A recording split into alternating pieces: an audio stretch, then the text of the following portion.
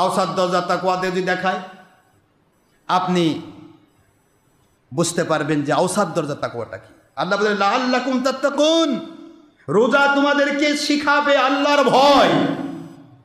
যেই ভয়ে ভীত হলে হক্কানি আলেম হওয়া যায়, তাকওয়াশীল হলে ওলি হওয়া যায়, তাকওয়াশীল হলে আল্লাহওয়ালা হওয়া যায়, তাকওয়াশীল হলে মুমিনে কামিল হওয়া যায়, তাকওয়াশীল হলে মুসলিমে কামিল হওয়া যায়, তাকওয়াশীল হলে আপনার আলেমে হক্কানি হওয়া যায়। এই তাকওয়াই শিখাবে আপনাকে রমজান মুবারকের রোজা। তাকওয়া কি? হুজুর বলেন তাকওয়া আত্তাকওয়া হাহুনা, আত্তাকওয়া হাহুনা, আত্তাকওয়া হাহুনা। হুজুরকে বলা হলো ইয়া রাসূলুল্লাহ সাল্লাল্লাহু আলাইহি ওয়াসাল্লাম তাকওয়া কি? হুজুর বললেন তাকওয়া এখানে, তাকওয়া এখানে, তাকওয়া এখানে। কোথায়? কলবের ভিতরে। জোরে বলুন সুবহানাল্লাহ। তাকওয়া কাকে বলে? আজকে আমি যা ইচ্ছা তাই করবেন তাকওয়া? ইচ্ছা মতো চলবো তাকওয়া? তাকওয়া হবে আল্লাহর ভয়ে ভীত হয়ে, অন্ধকারে বসেও আল্লাহর ভয়ে ভীত হয়ে গুনাহ ছাড়তে হবে। কে দেখলো আর কে দেখলো না, আমার মালিক তো দেখতেছেন। অন্ধকারে বসেও আল্লাহর ভয়ে ভীত হয়ে আল্লাহকে সন্তুষ্ট করার জন্য নামাজে দাঁড়িয়ে থাকতে হবে, কোরআন তেলাওয়াত করতে হবে, জিকির ফিকির করতে হবে, দুরূদ সালাম পড়তে হবে। অন্ধকারে বলিকে দেখুক আর না দেখুক, আমার আল্লাহকে সন্তুষ্ট করতে চাই আমি। তাকওয়া এটাকে বলা। বাবাজিরা আমার, ইউসুফ ইবনে হুসাইন রাই রহমাতুল্লাহ আলাইহি এত বড় দরজার একজন আল্লাহওয়ালা ছিলেন। সারাটা জীবন আল্লাহর জন্য নিজেকে ব্যস্ত রাখতেন। হঠাৎ করে জুন্নুন বিসরি রহমতুল্লাহর সময়ের ঘটনা, ওনার সময়ের এই ঘটনা। জুন্নুন বিসরি রহমতুল্লাহ আলাইহি তৎকালীন সময়ের শ্রেষ্ঠ আল্লাহর ওলি ছিলেন। এই আল্লাহর ওলির সময়ের ঘটনা বলবো নি? তাকওয়া কাকে বলে? এটা আদনা। আমার দেখালাম প্রথমে আলা, প্রথমটা কি? আলা। এবার আওসাতে আসেন, মধ্যমবর্তী তাকওয়া কাকে হয়?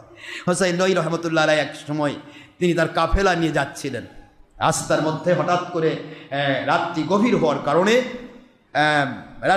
হওয়ার কারণে ইউসুফ ইবনে হুসাইন নঈ রহমতুল্লাহ আলাইহি তিনি তার কাফেলা সহ একটা বিশাল বড় বাড়িতে উঠলেন মেহমান হয়ে। কেউ দেখা গেল সেই বাড়িটা অনেক বড় মাপের, সেই এলাকার বড় নেতার বাড়ি, অনেক বড় মাপের, মানে সেই সময়ের বড় দামি মানুষের বাড়ি। রাতের অন্ধকারে ওই বাড়ির একটা মেয়ে ছিল ওই বাড়িওয়ালার। সে মেয়েটা এসে তাকে কুপ্রস্তাব দিল। নাউজুবিল্লাহ বলেন। ইউসুফ ইবনে হুসাইন নঈ রহমতুল্লাহ আলাইহি অত্যন্ত সুন্দর ছিলেন। সুন্দরের জগতে সেই সময় তিনি শ্রেষ্ঠ সুন্দর ছিলেন। ইউসুফ ইবনে হুসাইন নঈ রহমতুল্লাহ আলাইহি তিনি ইউসুফ আলাইহিস সালামের নামের নাম। তো ইউসুফ আলাইহিস সালামের সাথে নাম ইউসুফ ইবনে হুসাইন নঈ রহমতুল্লাহ আলাইহি তিনি চিন্তা করলেন, আমি এখানে এত সুন্দরী মহিলা, এত বড় বিশাল বড় বাড়ি, সেখানে আসলাম আর আমাকে রাতের বেলা এই প্রস্তাব দিচ্ছে। আমি কি এখানে গুনার পথে থাকবো নাকি আমার আল্লাহকে ভয় করব? অন্তর থেকে আওয়াজ চলে আসলো, তোমার আল্লাহকে ভয় করলে তুমি ওলি হবে, আল্লাহকে ভয় না করলে তুমি জাহান্নামে যাবে। আল্লাহর ওলি এখান থেকে আস্তে করে রাতের অন্ধকারে ওখান থেকে বের হয়ে চলে গেলেন। কাফেলাকে বললেন না, বললে তো তুলবার শুরু হবে। আস্তে করে বের হয়ে তিনি মরুভূমির মধ্যে, আরব রাজ্য তো, মরুভূমির মধ্যে কোনো মানুষ, রাস্তা নাই, ঘাট নাই, কিছু ছিলেন না। রাতের অন্ধকারে তিনি এক এলাকায় গিয়ে পড়ে থাকলেন অন্ধকারের মধ্যে, কিন্তু তবু ওই মেয়ের ডাকে সাড়া দিলেন না। একটু সুবহানাল্লাহ বলবেন? একটু চিন্তা করেন তো, এই যোগ্যতা আমাদের কয়জন আছে? একটা মেয়ে।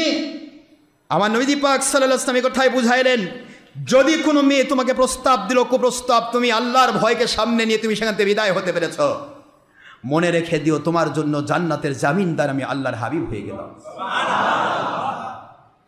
তুমি বলে দাও ইন্নী আখাফুল্লাহ, আমি আল্লাহকে ভয় করি, একটি কথা বলো, ফিরে যাও, তোমাকে কে ইউসুফ আলাইহিস সালামের সাথে জান্নাতি করা হবে।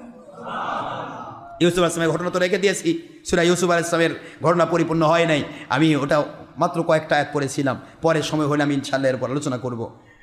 আল্লাহর ওলি হুসাইন, ইউসুফ ইবনে হুসাইন নঈ রহমাতুল্লাহ আলাইহি দুই হাঁটুর, বুঝতে পারতেছেন, দুই হাঁটুর মাঝখানে বিশাল বড় মরুভূমির মধ্যে বসে থেকে দুই হাঁটুর মাঝখানে মাথাটা রেখে একটু তন্দ্রায় চলে গেলেন।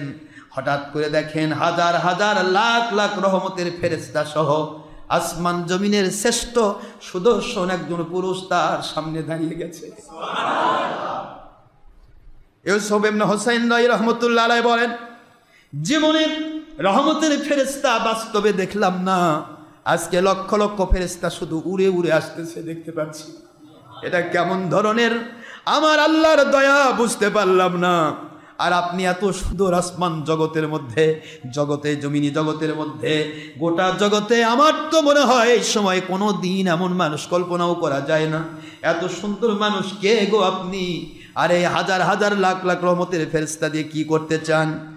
সঙ্গে সঙ্গে ওই সুন্দর মানুষটি বলে, ও ইউসুফ ইবনে হুসাইন রই রহমতুল্লাহ আলাইহি, এই মুহূর্তে আপনি আমার সুন্নতের পাবন্দ হয়ে গেছেন।